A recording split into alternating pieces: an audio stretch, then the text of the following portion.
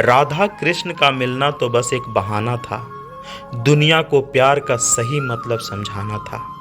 अर्जुन ने श्री कृष्ण से पूछा, हे योगेश्वर, मैं किस प्रकार निरंतर चिंतन करता हुआ आपको जानूं और आप किन किन भावों में मेरे द्वारा चिंतन करने के योग्य हैं।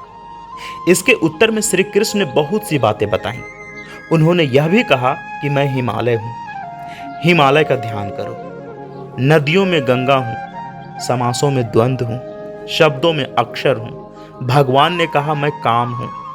काम माने भोग, जिसे ठीक से न समझने के कारण इस संसार में विकृतियां आ रही हैं। काम किसमें नहीं होता, काम किसमें नहीं था। जितने भी महात्मा महापुरुष संसार में जन्मे हैं, सब में काम रहा है। भूख हर किसी को लगती है, सन्यासियों को भी खाने की इच्छा होती है, किंतु कैसे, क्या, कहां खाना चाहिए, बनाने की प्रक्रिया कैसी है, भोग लगा कि नहीं, यह सब देखना चाहिए।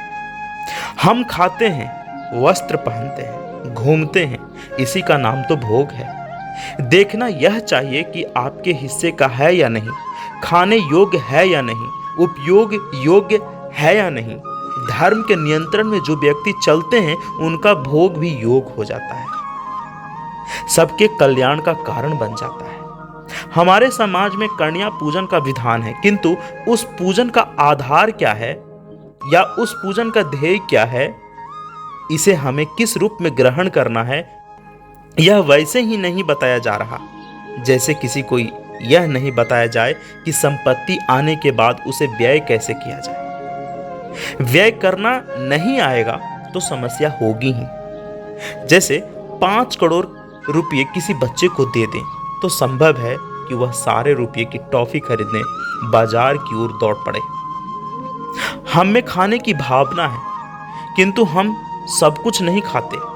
हम में पहनने की भावना है, किंतु हम अपने सारे धन का वस्त्र नहीं खरीद लेते हैं। हम विवेक से खाते हैं, विवेक से पहनते हैं।